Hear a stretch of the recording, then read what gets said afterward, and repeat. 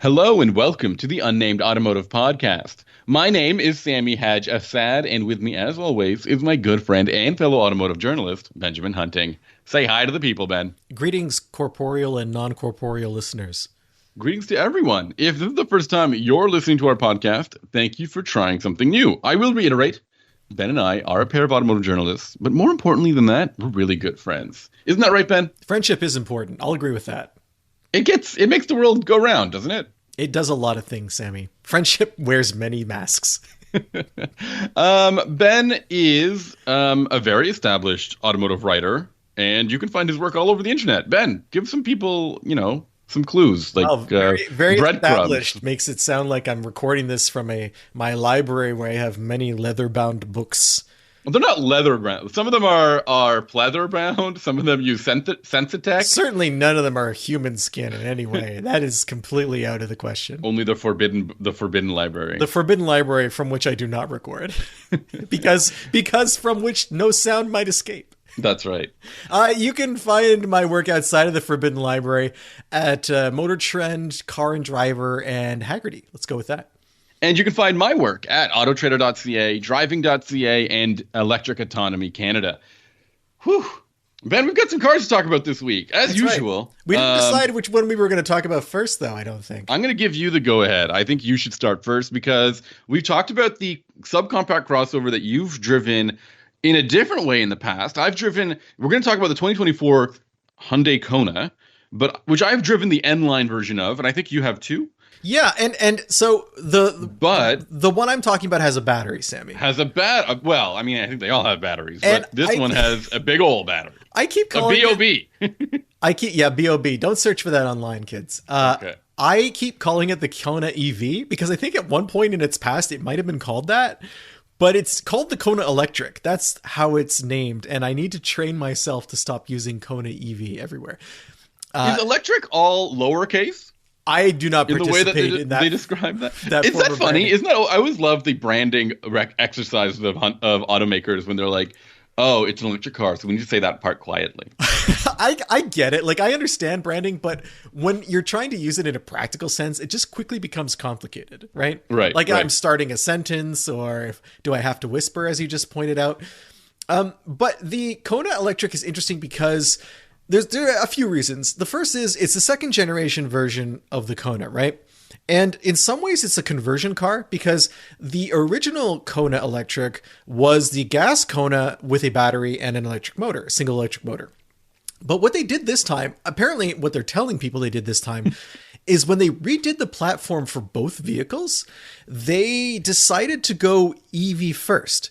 And I'm not sure exactly this was definitely something that was important to them because they favored the placement of the battery, they favored the placement of the motors, and then they decided to put the power drivetrain, the gas power drivetrain in after.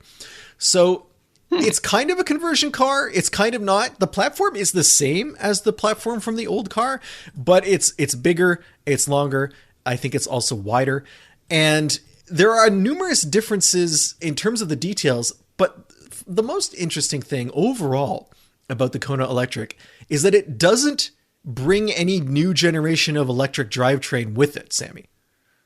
Okay, so it's the same powertrain as before. That's both battery and motor? Okay, yeah, what do you mean by that then? Well, why are you saying one thing and immediately changing your mind? Because I said it was the details that were different, but the generalities are the same. Why this is intriguing for a Hyundai is we all know that on this show we've talked repeatedly about how much we like the eGMP platform that is available from vehicles like the Ioniq 5, the Ioniq 6, and on the Kia side the EV6.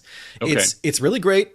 It's an 800 volt charging system. Theoretically, it can charge at 350 kilowatts.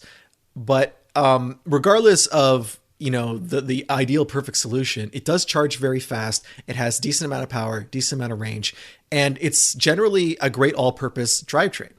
The Kona EV does not have that drivetrain in it. Even though it's a new generation of the vehicle, they stuck with the 400 volt architecture that they had used on the previous car. The battery is 68.4 kilowatt hours, which is about 10 kilowatt hours less than what you would find on the long range versions of the Ioniq 5 or the Ioniq 6. Yeah. And the electric motor, it's ostensibly the same as it was before, but they've detuned it. So it still has 201 horsepower, which I think is the same as the model it replaces. Oh, right. Yes. It has less torque. It has a lot less torque. On the torque weird. side, 188 pound-feet is now standard. It used to have like 290 something, I think. 290. Yeah. It's going to last like 100. So the reason for that. Hold on one second, Ben. I'm sure a lot of people might be listening to us and wondering, why are they talking about the powertrains of two different vehicles? It's not uncommon for automakers to share the powertrain among their portfolios. Yes. I mean, the gas Kona and the gas powered Elantra, I think you can get the same powertrain in the two of them. It makes sense that, to make things a little bit easier or maybe cost effective for the automaker, that they could use the same technology across their entire portfolio. But another reason, and we would have and the precedent is there with the gas powered vehicles that they could do that. Yeah, and definitely. Would expect the really like good powertrain or good electric technology that we've experienced in the Ioniq cars to also translate into the non-Ioniq vehicles, right? Yeah, that's part of it. Another part of it, though, for me is this is a redesigned car, which you would think would give them the opportunity to go to a new technology, all the things that you just described, and take, benefit from that sharing. And they very consciously decided not to do that. And it's an interesting choice, because if you look at another similarly sized, similarly powered vehicle, the Chevrolet Bolt, we always bring up the poor Chevy Bolt. Is this the EUV or the non-EUV? It doesn't matter, because okay. Both of them were pulled from the market because GM decided it didn't want to continue with its older electric technology. It wanted to make all versions of the Bolt have the Ultium platform, which is their version of the 800 volt. I don't know if it's 800 volt, but like the high charge rate, the high speed charging, high technology electric platform. So GM looked at its entry-level electric car and said, this isn't good enough. We don't want to continue with the old one. Hyundai looked at its entry-level electric car and said, this is fine. We're going to upgrade everything else about the vehicle, and we're only going to make tweaks to the existing powertrain. And I think that's a fascinating choice. Why? Tell me more. I mean, I agree. It is a fascinating choice. Because when Chevrolet, do you think they just had parts lying around? I think it's fascinating because when Chevrolet made this choice, they essentially ceded the entry-level electric market to whoever wanted it. They're gone. And they were a lot cheaper than I'm going to talk in Canadian pricing right now because that's the one I have most available to me. But the entry-level Bolt was like $8,000 cheaper than the entry-level Kona. So it was already a bargain. And now that car is gone. So there's no more pressure on Hyundai to make the Kona cheaper. They can just keep it at whatever price point they want. And the Bolt was very, very popular. Lots of people bought that. And so if you are someone whose neighbor had a Bolt and you were like impressed with the car, or you heard your neighbor say good things about it, and you go to a Chevy dealership, you can't get that car anymore. You can't even get like a legacy version. You're stuck with whatever inventory might still be left. So that's going to push you to another showroom. And it's strange that Chevrolet didn't continue selling the Bolt until Ultium was ready, and they're actually having this 1 or 2 year gap. I mean, Ultium, we're still waiting to hear Ultium being really ready. I mean, the Hummer EV has been out for a couple of years now, so I would say but how many of them needed an update like the Blazer and the Lyric did too? I'm not saying it's not problematic, but that would make the choice even stranger. Right? You're right in the fact that when we've driven, and I think we're not the only ones, I think a lot of members of the media have driven the Bolt and come across really positive on that Chevy product, specifically because it combined really decent range with a really good price. And then now we don't have this vehicle, but things have happened to the Bolt since or during its lifespan. It got a disaster, like a PR disaster kind of happened to it in terms of stop sales and do not drive orders, sure, which I think are pretty serious. But that's happened to so many different vehicles. And we focus on the EVs because everyone wants to focus on the EVs when something they're new. happens. They're very new, and I mean, currently the Wrangler 4xe PHEV has the same thing on it right now, if I'm not mistaken. Right. And I think, not even non-battery powered vehicles like I remember the Colorado and Canyon had a stop sale recently. Like, Yeah, and I think also there were some Hyundai gas-powered vehicles that had a fire yeah, risk, and the Ford Escape had a fire risk for a large number of its models. I think there was like an oil pipe inside the engine, a piece of the oil tubing that would break and dump oil onto the exhaust manifold. And anyway, it but was a the big news deal. took the Bolt stop sale and those potential fires or actual fires, and brought them front of mind to, I think, of a lot of potential EV buyers or something like that. And I think its reputation suffered pretty drastically It's as a result of possible, that. but sales stayed strong. It's Yeah. by far the most popular. I think it's the most popular EV that is not a Tesla, if I'm not Okay. mistaken. Wow. That's pretty It impressive. is the sales are really good because Considering a car is no longer in production for the past year or two. yeah, it hits that price. Well, it's this last year was the last year, so Last year. it Okay. hits that sweet spot of usable range, decent power, and a good price. So let's get back to the Kona. Yep. In the US, there are two different versions. There's a smaller 50 kilowatt hour or 48.6 kilowatt hour battery pack with a 200-mile range. We don't get that in Canada. We get the one I mentioned earlier that has a 260-mile range, which is about 405 kilometers or something like that, 420 kilometers. If you are wondering how much you have to pay for this vehicle in Canada, it's like I believe $49,000 once you include shipping costs and preparation, all that stuff. In the States, because you can get the smaller battery, it's 34,000. But if you want the larger battery, which is what I would recommend, it's 38. And the top tier trim is like 42. How much range does the small battery have again? It's 200 miles. That doesn't sound great. No, but I mean, it's not great. it's not terrible though. It's Okay. not absolutely terrible. In any case, I don't recommend you get that version. But the problem with getting the larger version of the car, the larger battery version of the car, is suddenly you're paying very close to the same amount of money as you would for an Ioniq. Okay. In Canada, Yeah. the Ioniq That is a problem. Like, that's a real problem. the starting price for the 5 and the 6 is like just under 58 grand, which means you're within $9,000 or so of the Kona EV. And if you buy the high trim level Kona EV, Kona Electric, if you buy the high trim level Kona Electric, that drops to like a $5,000 difference. And I can just tell you that there's more power, there's more space, there are more features, and much faster charging if you spend that extra $5,000 to get the Ioniq. This is where the whole Bolt thing comes into the conversation again, because it kind of looks like the Kona Electric is like the bargain EV from Hyundai, but it really isn't. It is still, Yeah, I mean, in terms of features and functionality. it is still a high priced vehicle, Yeah. and it's not a bad. No, vehicle. sorry. I wanted to finish my thought there. In terms of features and functionality, its value is not there. It's not a very good bang for your buck kind of car, because, as you mentioned, the Ioniq, for just a little bit more, gets you more range, more space, more features, and that's worth it, right? Yeah, and the price differential in the States is even smaller. I mentioned that the big battery electric Kona Electric is 38. The entry level Ioniq 5 is 41. Yeah. No, that's a really small gap. And in fact, the top tier Kona Electric is more expensive than a base Ioniq 5. That's So who's this car for, Sammy? I don't know. This doesn't make any sense to anybody. Like, if you can't afford the extra money, I get it. It's about a 15% difference. That's not nothing, right? And we're not even talking about incentives and stuff. This is before all of that comes into play. But those numbers will be the same for either vehicle. So, if whatever you're subtracting, you still have this 15% difference.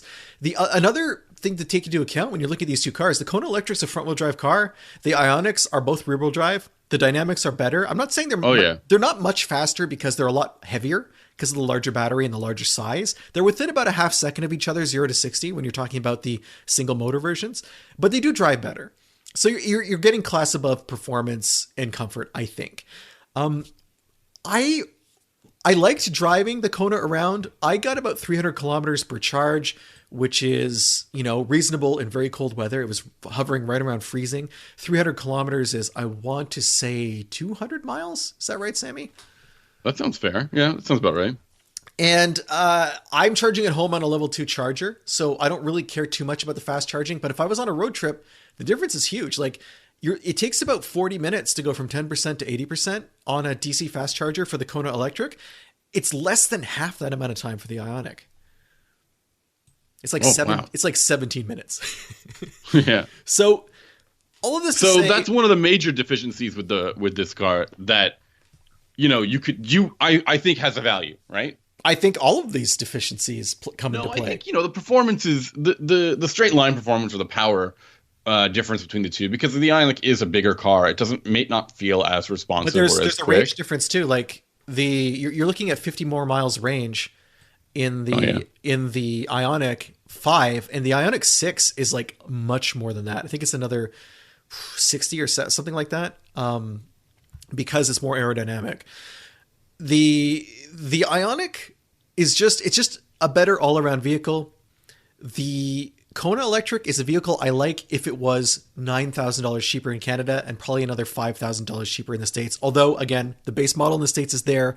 If you are just going to stick with that super entry-level model, it does make sense to buy it financially. If you don't really need the extra range, which is possible if you're mostly driving around town, it could make sense. I don't think that's a bad option. It has a lot less power, though. You're not just getting less range. It goes down from like 200 horsepower to 133 horsepower. That's almost a big 50%. Like, so keep that in mind as well. It's a strange vehicle, which is too bad because I like it. It looks good. It's comfortable. It has cool features inside. Everything works. I didn't have any real problems with it. It's just positioned in a strange way. The interesting thing is that, like, we know that Hyundai and Kia have a lot of synergy between the two brands. A lot of the technology is shared. The design is obviously different, but they have the same problem, I think, with the Niro EV and the EV6. There's a $3,000 difference between the two, and I think the EV6 is a far more fully featured and more spacious product. And it's just like, what is happening at this lower end? Is there an entry level EV that makes sense, right? I mean, there's the Leaf that's out there. There's the it's not. I think it has somewhat similar range, but I'm not as big a fan of that vehicle. I don't think it's as modern as the Kona. And the other similarly sized vehicles like the BZ4X and the Solterra are as expensive, if not a little bit more expensive than the Kona Electric and the Niro EV. I'm not really sure what you would consider an entry-level electric at this point. Like, everything seems to be coalescing around this $35,000 to $40,000 mark in the US and the $50,000 mark in Canada. Like, I'm finding the Mini, but the Mini I think has much less range. I think it's like 100 something miles. Yeah, the current one, and the new one isn't here yet. I don't know how much range that one has. There's the Fiat EV, the Fiat 500 EV, which also has less range. Yeah. And these things, I think, are size related. Like, these are smaller platforms, so they can only put so much battery in them. It's a tough choice. I just really missed the Bolt. Like, I used to be able to tell people who wanted a cheap electric car, just go buy a Bolt and don't worry about it. And now I can't do that. And now I don't have the ID4 super expensive? I can't remember the pricing on that thing. I want to say it is. I want to say it's the same $35,000 to $40,000, which is, it's not hyper expensive, but it's certainly not cheap when you look at what you're getting. I just don't have a go-to anymore. Yeah, I think that's the biggest issue. Everything is just a smidgen under $40,000, and that's it, right? Like, yeah. ID4 at 38 sounds competitive to the. It's the same as the Kona Electric. It's the same price. And it has 275 miles of range. That sounds pretty decent. Sure. I mean, that's good. Oh, no. The entry-level model only has 209. Man, they keep doing this. They got to stop it with these. So you're saying the entry-level model has the same range as the $34,000 small battery Kona? Yeah. And it's priced $5,000 more? Yep. Oh, see, again, I mean... What are we doing? When do we get cheap EVs? I want to end this segment because I feel like we've just been making the same points over and over because we're trapped in this like cycle of similar pricing. Is it only EVs that are too expensive? Like, no, cars are too expensive too, but at least I can say, hey, go buy a Trax, Yeah. Or yeah, that's true. Or go buy a Kicks, and those cars are under 25 and they're good. There's nothing wrong with them. You won't be disappointed. Whereas with these electric cars, I think once you start spending $40,000, you have expectations. Yeah. At least I do. And while these cars are especially fine, when you've driven another vehicle just in that price range that delivers everything you want it to, Sure, right? and In the Ioniq and or the, other EVs. the Ioniq is like it's right there, you know. Mm-hmm. And everything else on the Hyundai lineup kind of pales in comparison when you're looking at EVs. So it suffers because it has great siblings. And it didn't have to be this way. They could have cut prices. They could have made it a loss leader. They could have made it the car that you buy and then 5 years later you buy an Ioniq. You know what I mean? Like this could have been an entry-level rung on the ladder. Instead, it's a rung you're going to skip. And I don't think that's a good position for an electric vehicle. Yeah. It's an interesting concept because I've spoken to the Hyundai Canada CEO, and he believes that once somebody buys an electric car, they're usually pretty impressed with the performance, that they don't typically go back into a gas-powered vehicle, which I'm not sure is true or not. That's just maybe his experience on the Hyundai level. And also on the Hyundai level, it's important to consider that they don't have pickups. So their customers are people who don't need what pickups sell. Yeah. So like they're not going to be like, if you had an electric vehicle and you wanted to tow Santa Cruz, if you want to call that a pickup. True, that's true. But I guess I'm thinking of pickups that are more work oriented. Yeah. Like if you actually needed to tow something that was heavy, then you might have to leave the world of Hyundai completely. Right. But and in going with his mindset that in electric car buyer typically sticks with electric, it makes sense to make that car a loss leader or something like that, and get buyers into the electric vehicle range of Hyundai quicker and easier. I'm sure that's what the Bolt was doing. Yeah, but the Bolt didn't have much to grow out of, right? Well, they had the whole Ultium plan to come after, right? Like you own a Bolt and you buy a Blazer or something like that, but that failed for reasons that are unrelated to the Bolt. Yeah. So, I mean, who could have foreseen that a vast sweeping plan enacted by an automaker might not have worked according to how it was laid out?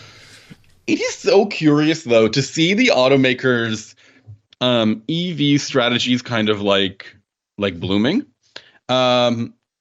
Like Ford only has these two EVs, as far as I understand. They have a Mach-E and a Lightning. Chevy has currently only two, if I'm not mistaken, Blazer and there's Equinox. Equinox, is that out yet? It's really hard to tell. Yeah, isn't that weird too? But at least they have the Hummer, if you want to call that, as part of the GM portfolio. And they have the Silverado, the Lyriq. The Silverado is going to be on sale soon, I'm sure, because the prototypes are out all over the road. People have been driving them for quite a while. I think you can actually order them, and I'm not sure if customers are taking delivery. But there's also the Cadillac, Lyriq. The Lyriq, and the Celestiq, I believe, will be on sale this year. And then Volkswagen has a couple of offerings. They have the ID4, and the media just drove the ID7. And eventually they're supposed to have the Bus or the Buzz. And you're starting to see this like 1, 2, 3 kind of hit from the automakers in terms of their electric vehicle And of offerings. course, BMW has a huge number of EVs that everyone is just convenient. Yeah, i4, i5, i7, ix. I think that's it. And they all work, and everything's fine, and just business as usual for BMW kicking ass when it comes to EVs, I guess. But it's just interesting to look at some of these. I'm gonna quickly segue into the automaker that I'll be talking about right now. Okay, before you do that, I just realized that Buzz is like bus. Yes, I didn't know that until today. You just got that? I just got that. Good one. Also, there's a big problem with the Buzz, and do you know what it is? Probably its weight and safety ratings or something. It won't qualify for any federal incentives in the United States because of where it's manufactured. Oh, right. Isn't that why they're going to build batteries in Canada? I'm not sure, because it's a real problem for the Buzz because of how expensive it's going to be to begin with. And it's the kind of vehicle where, you know how when a new enthusiast vehicle arrives, everyone who wants one buys one in the first year. And then in the second year, it ever again. Yeah, because it's so expensive, no one will be stepping up to the plate to do that. The need will be saturated. So they're taking their time to bring it here. It kind of looks that way. Yes, to get it right with the pricing, and especially if the manufacturing is part of the process, they're gonna have to change that. The automaker that I'm going to talk about, and the car that I'm going to talk about, there's not a lot of electrification in this automaker's lineup. It is Honda. Honda has a GM product that's been rebadged. I'm not going to talk about that. That's called the Prologue, I think it's called. Wasn't there a Gran Turismo called Prologue? Yeah, sure. All right. I'm going to be talking about because as you know, I've been driving a bunch of three-row vehicles because now I've become this sort of like dad. I have become a dad, but yeah, thanks for correcting that. When your son listens to this in the future, he'll know that he was always in your thoughts. And as a result, all of my assignments have been dad related, which is strange. But hey, at least I'm still getting paid here. So the vehicle I drove is the 2024 Honda Pilot, which is confusing because on the media site or the consumer site, it's listed as a 2025. So that's weird. Honda's in the future in this situation. Yeah, you can't even buy the current model year, I don't think. I know I encountered the same thing earlier today when I was looking at the Pilot. It's the TrailSport model in particular. We've discussed the TrailSport badging in the past or models in the past. I think particularly with the last generation Pilot and the Passport, in which they were just these kind of appearance packages, I guess is the best way to describe them, with funny tires. Yeah, well, the Pilot actually, but now the previous generation Pilot got stuff. The Passport didn't, but the previous generation Pilot, I think it had a different all-wheel drive system, if I'm not mistaken. That's this current one, as far as I understand. But I think the older one had it too.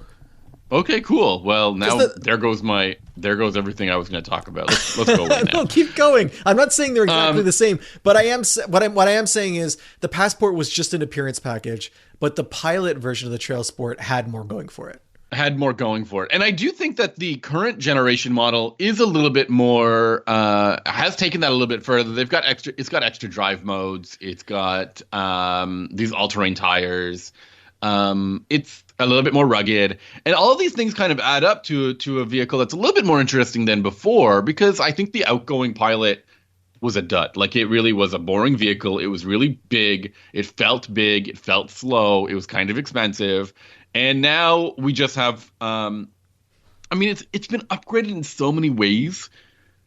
Okay, but so many of those characteristics still exist. I need to be clear here. It is not a fast product. It is got one of the worst transmissions I've ever felt on a modern vehicle. This thing hitches from a stop all the time. I don't know what's going on with this transmission, but it slams into gear around 2 or 3, which is disappointing.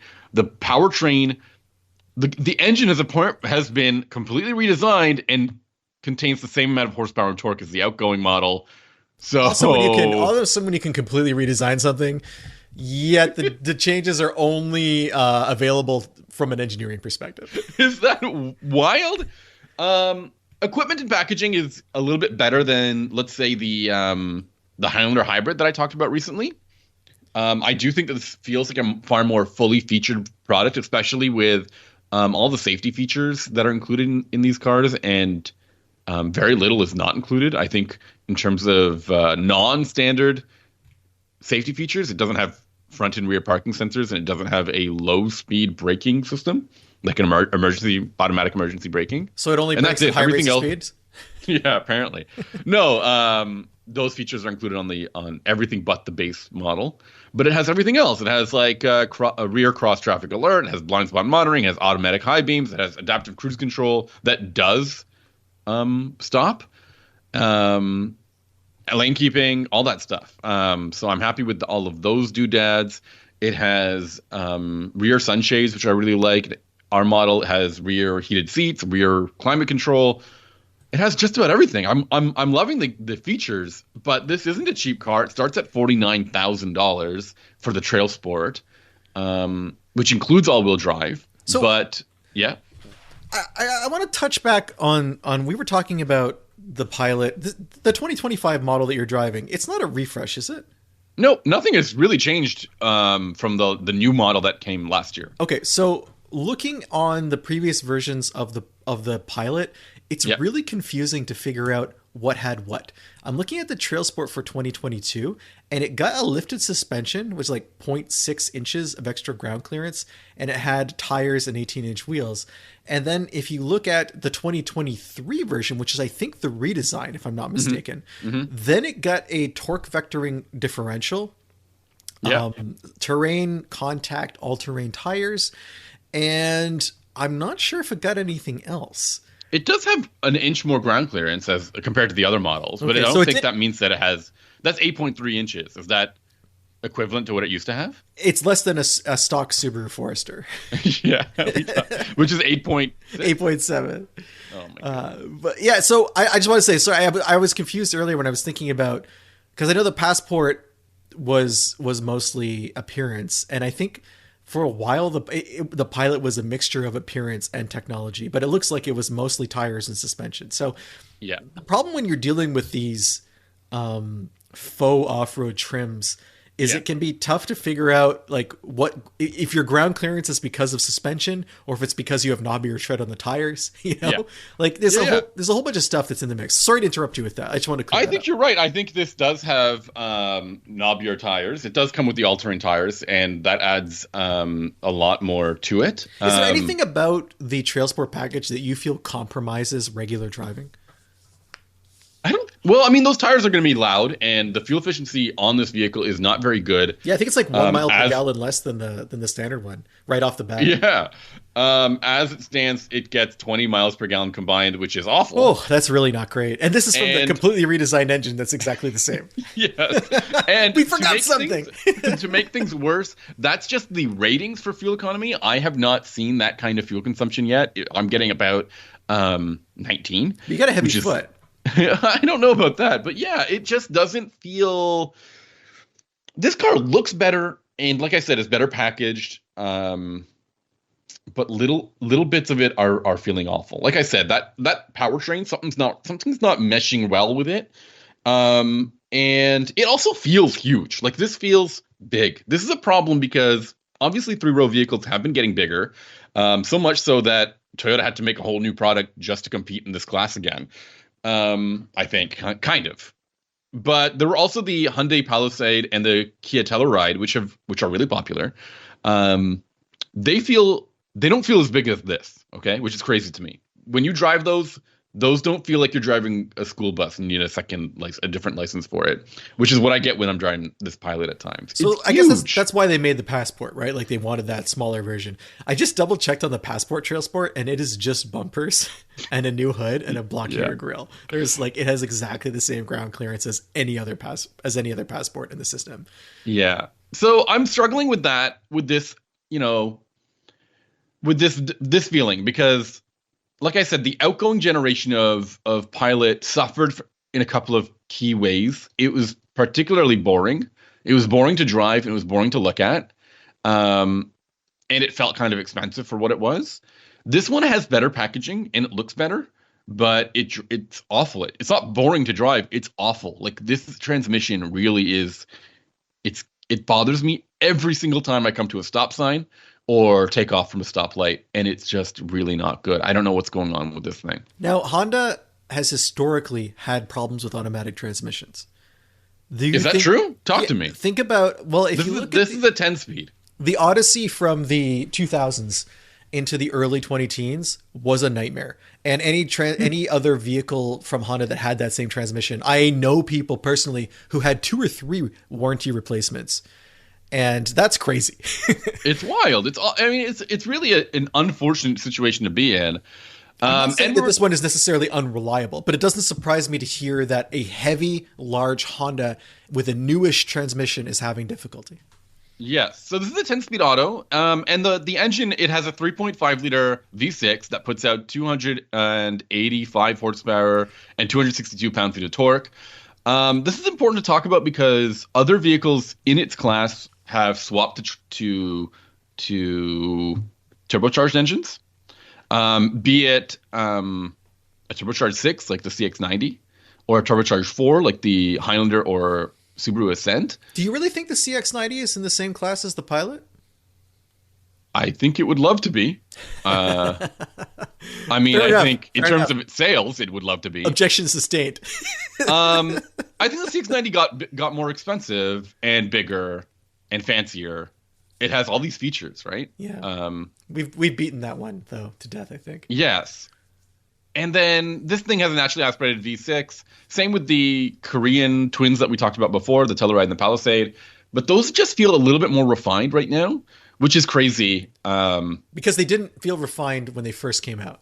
Yeah. And So their it's like powertrain only- was their weakest part, I think. Only in It was comparison to Honda do these engines feel refined. I used to you know what? It's true. I used to complain about that V6 as being the weak point in the entire product. And I meant that in a complimentary way, kind of being that everything else was so good that the powertrain was just normal, was just average. I kind of feel like Hyundai is a bit stuck there because they have some really good turbocharged drivetrains and Genesis products, but those are all longitudinal engines, right? That drive the rear wheels. And plus, they need that differentiation because the Palisade is a pretty good vehicle. And if you suddenly give the Palisade like 400 horsepower, you are going to have difficulty selling Genesis models. So that's going to be so good. That's going to be such a good car. A Kia, they have the Kia Telluride GT or something. We'll kill it. That's going to be so good if that exists. So I'm not sure in the portfolio, like right now, what you would put that was turbocharged under the hood of the Palisade or the Telluride, because I wouldn't want a turbo 2-liter 4. And right. I don't think like they have that in the Stinger, right? Is it a 2-liter in the Stinger? Yeah. I don't think that's necessarily the solution. And again, packaging, who knows how that fits because it's right. Longitudinal to horizontal again.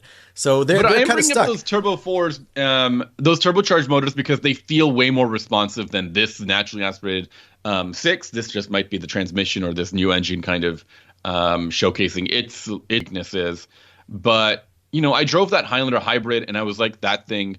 I'm getting out of that, and I'm typically kind of low on the Highlander, but that feels like a more refined product than this Honda Pilot, which is brand new. The turbo engines that are in like the Accord or the Civic, and you don't, which are fine. They're fine. Like they work well. So Honda obviously can do it.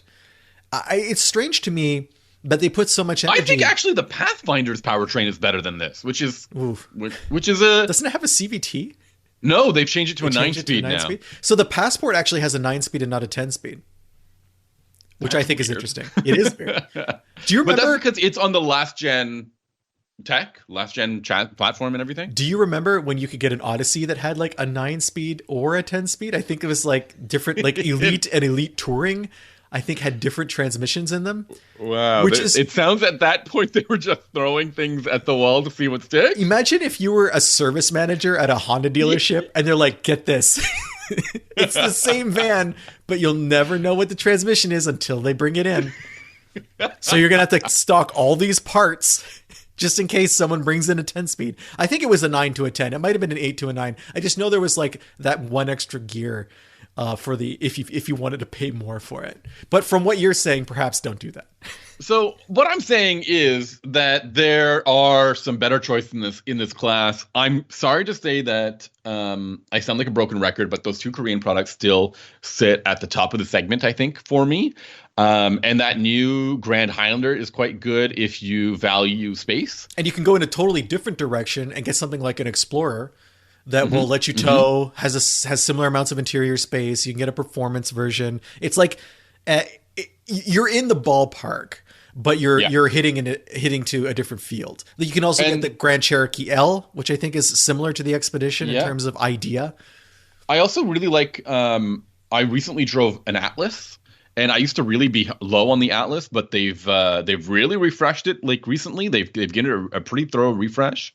The only issue is they still don't have the right illumination settings inside it, so that's still a bother. Like, yeah, we had a comparison episode. If you want to hear that, go back a couple episodes, 2 or 3, and Sami compares the Atlas to the Ascent, and he gets in detail about some of the infotainment and UI faux pas that are inside the Volkswagen. But that's all they're trying to say is that like Honda can deliver a new product, but it can still have some of the same issues that kind of plagued it in the past, I think. That's disappointing.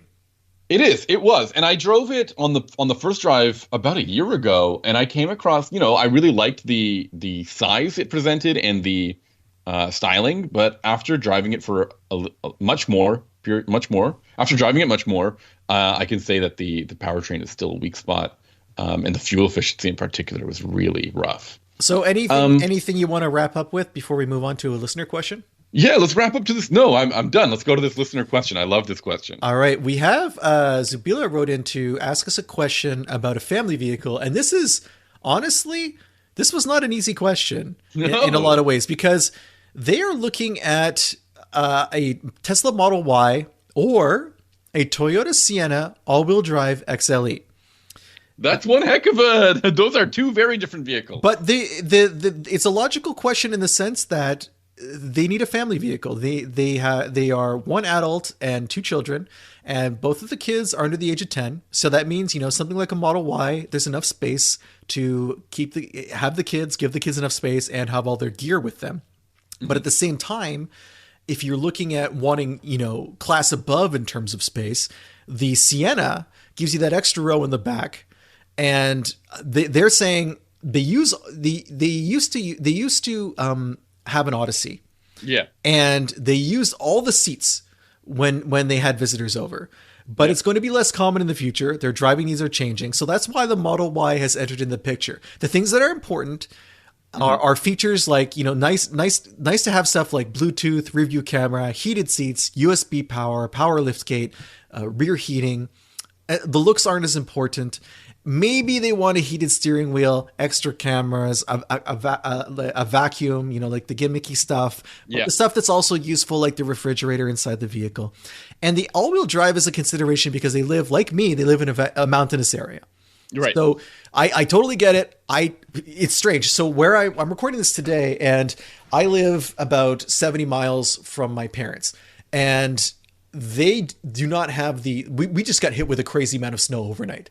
And they had the same temperatures, but they did not get the same snow that we did. And it's just because the elevation is higher here. This is just something that we have to take into account, and it can be unpredictable. So I don't always know what I'm going to encounter out on the road. So, ground clearance is another consideration, Sammy, because they have a Camry and they had the Odyssey, and it was an annoyance. It was occasionally a problem. So again, the Sienna rides a little higher when it's an all-wheel drive form. The Model Y also rides a little higher. Sammy, what's your take on comparing these two vehicles for Zubila's particular use case? That's a really tough comparison. I mentioned to you that Teslas. I mentioned to you before the podcast that Teslas are a difficult nut to crack. They don't have a media program. They seem to particularly dip the media. And don't send out press loans. So a lot of our experience with them comes from talking to owners. Yeah, it comes from anecdotal evidence, from talking to people or looking at research or data. And in my experience, products like the 3 and the Y and the X have had a pretty rough reputation in terms of reliability and quality. Yes. I recently worked on a piece where I was researching reliability for specifically the 3, which I believe the Y is the SUV version of the 3, correct? Yeah. Same platform. They have a long record of suspension failures, especially front suspension and steering, and it's not related to anything other than manufacturing defects and problems with parts suppliers. So some people were having this issue even if they had just bought the vehicle like a couple of months beforehand. For some people, it took longer to show up, but when they would get to the dealership, or not the dealership, whatever service center that they have available to them, and this is something I think Sammy wants to talk about later, they were told that even if they were, what would happen is the service managers would try to blame owners, and they would say, oh, you hit a curb or you hit a pothole. This isn't, something that we're responsible for. But when they were pushed, they would replace it, only to kind of give them the caveat that this is going to happen to you again. We don't have this problem fixed on our own side. I've also been told that some of their fixes would be done free of charge if they signed an NDA. Yeah, that's not a great look for that's an automaker. Not a good look. But Sammy, you were concerned with where are you even going to get this vehicle fixed? Right, yeah. I always think this is a major concern in terms of serviceability, customer service. And it's a shame because I think technology-wise, there's a lot to appreciate with the Teslas. They have big batteries, they have plenty of range, or so they claim, and they have pretty good powertrains. But the rest of the product, like we said, reliability and quality control is not quite there. The interiors are really they're not special. Like they don't feel like these are $40,000 cars, man. Like they are getting better. But I have to agree with you. They don't feel as special as they could. Zabila also brings up that the sliding doors on the van are a main attraction.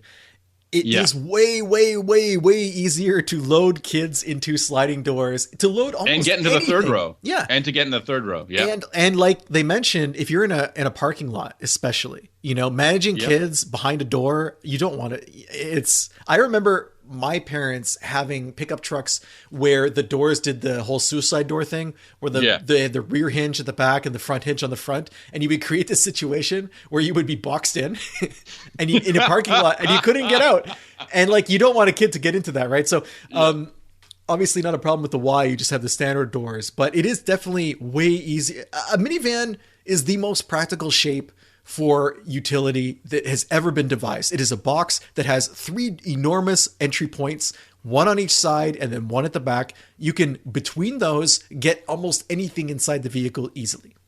So, I mean, I guess what we're saying here is that the minivan is the better choice, but I think you had an issue with the Sienna in particular. So I would choose the minivan over the Model Y if I wanted a practical vehicle, if I wanted something like Sami said that is well built, has a good warranty and a good reputation. But the Sienna has a couple of asterisks for me. The hybrid drivetrain, which I believe is standard across all of the models right now, it is a bit buzzy. It's not super smooth, and that might be an annoyance. I would recommend driving it to see how you feel about it. I have friends who personally have this model vehicle. They like a lot of things about it, but for them, the biggest issue has been the second row of seats is not removable anymore. And what I mean by not removable is, sure, if you went in there with like a screwdriver and some, a socket set, you can get them out. But almost every other minivan has a clip in and out system where you can just lift the seats out and remove them.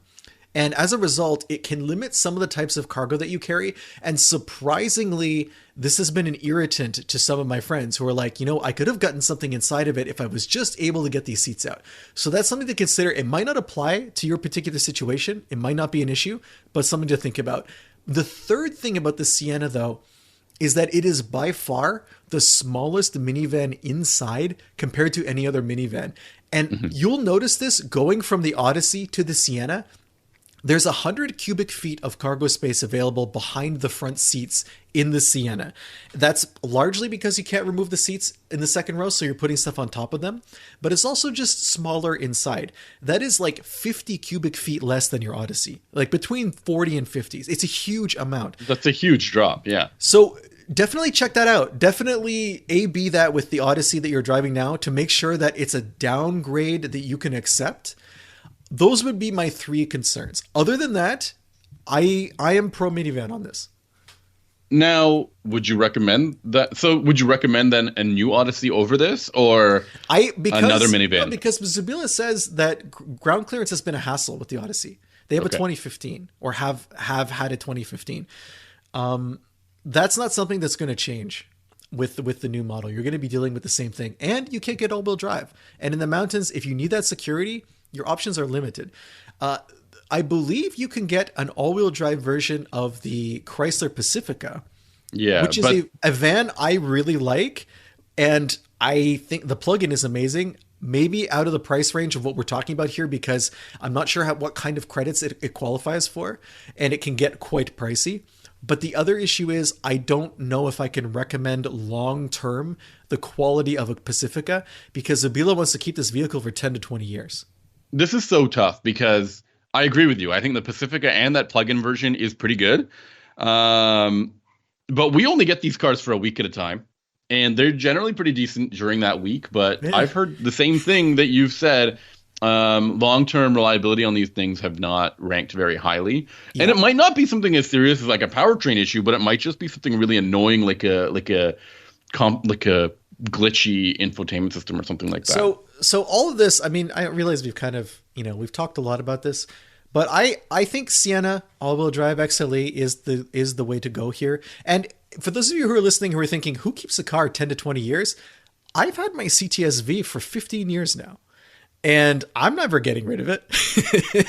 So I totally understand this mindset. This is how I think too. When I look at it, there are some cars, when I purchase them, I realize they're not going to stay with me for very long, but there are others that are going to be there for the long term. And when I do make that long-term purchase, I keep that in mind in terms of what it's going to cost me to repair, how complex the vehicle is, and how easily I can get parts. And in those contexts, I think the Sienna is the clear winner. All right, I agree. I think that's perfect.